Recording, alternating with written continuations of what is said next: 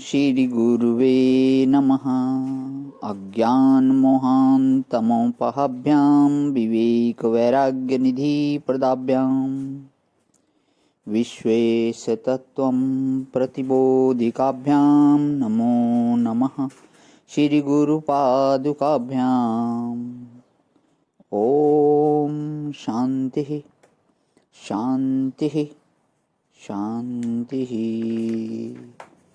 प्रणाम भगवान।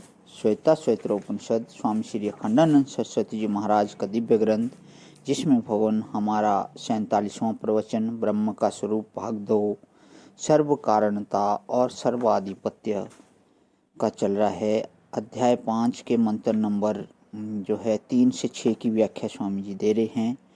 आज पेज नंबर 650 में आगे लेते हुए कि पिछला सत्संग हमारा विराम किया था भगवान की जब वह चावल का परिपाक कब है, तो स्वामी जी बता रहे थे कि जब वह पक जाए, उसके अंदर किनका ना रहे, अलग अलग चमके भी और उसमें अहंकार की कणी भी न रहे।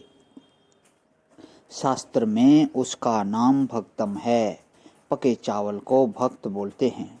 तो यहाँ से आगे लेते हुए भगवान, सबके स्वभाव का परिपाक करना कि सब अपनी पूर्णता में पहुंच जाएं। आम का स्वाद अगर केले की तरह हो गया तो बिगड़ गया, केले का स्वाद अगर आम की तरह हुआ तो बिगड़ गया। केले को केले के रूप में पकाना और आम को आम के रूप में पकाना, नमक में श्रेष्ठ नमक बना रहे और शक्कर में श्रेष्ठ शक्कर बना रहे और शहद में श्रेष्ठ शहद बनी रहे, यह ईश्वर का स्वभाव है। सबको मिलाकर चकनाचूर कर देना, यह ईश्वर का नाम नहीं है। ईश्वर पृथक पृथक स्वभाव को सत्ता देता है, प्रकाश देता है, उसमें आनंद भरता है और सब में अपने आप का अनुभव करता है। जैसे महात्मा सज्जन में भी, दुर्जन में भी, सुख में भी, दुख में भी, रात में दिन में भी, सब जगह अपने स्वरूप का अनुभव करता है। यह परमात्मा का स्वरूप है। तो अब चलेगा भगवान की पंचाश्च सर्वान परिणाम इध्या यश्च नपुंसक की जगह पुलिंग करके पढ़ना चाहिए। एक तो पच्चती की बात बताई, अब दूसरी बताते हैं। यश्च सर्वान पाच्यान परिणाम एत, जो संपूर्ण पाच्य पदार्थों को जिनका परिपाक होता है वे पाच्य परिपक्व करता है। दूब से दूध बनाया तो दूब को एक घास की जगह से उठाकर दूध तक किसने पहुंचाया? परमेश्वर ने पहुंचाया। लेकिन अभी दूध का भी परिपाक होना है। वह क्या होगा? तो परिपक्व होने पर भी पुनः परिपाक करने के योग्य है। उस पाच्य पदार्थों को भी बदलकर दूध को दही बनाता है।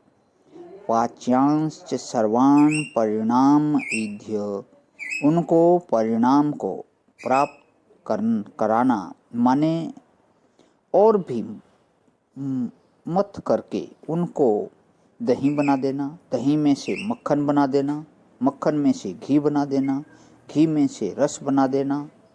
यह पाच्यांश बच्चा भी उसने बनाया और जवान भी उसने बनाया, बूढ़ा भी उसने बनाया और समय आने पर कह दिया कि छोड़ो यह चोला। बोले नहीं, हम नहीं छोड़ेंगे। यह ईश्वर की हुक्म अदूली जो है ना, यह दुख देती है। तुमको एक खिलौना दिया और तुम उसको पकड़ के बैठ गए। अब उस खिलौने को अगर वह छीन लेना चाहता है और उसकी जगह दूसरा देता है, तो तुमको खुशी खुशी वह खिलौना छोड़कर दूसरे खिलौने से खेलना चाहिए। एक पोशाक उसने बनवाई तुम्हारे लिए लाल, दूसरे दिन पीली, तीसरे दिन नीली, चौथे दिन सफेद दी।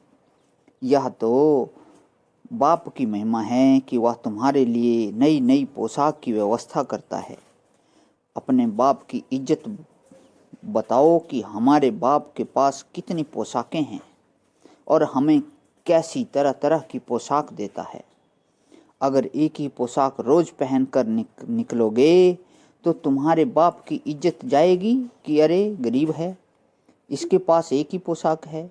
काला बाल दिया तो काला देख कर खुश हो जाओ, और जब सफ़ेद कर दिया तो सफ़ेद देख के खुश हो जाओ। बोले भाई अब तो देखो, बाल तो बूढ़े हो रहे हैं लेकिन बुद्धि का प्रकाश हो रहा है।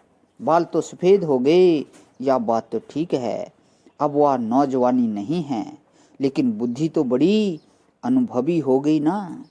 अगर काले बाल को पकड़ कर रखना चाहोगे कि ये बने रहें तो बुद्धि भी काली हो जाएगी भला, और सफ़ेद बाल स्वीकार करोगे तो बुद्धि भी सफ़ेद हो जाएगी।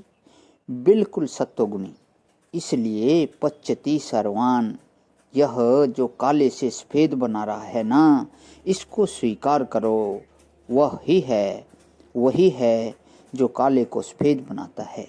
प्रणाम भगवान। आज ही विराम। ओम शांति शांति शांति। प्रणाम भगवान।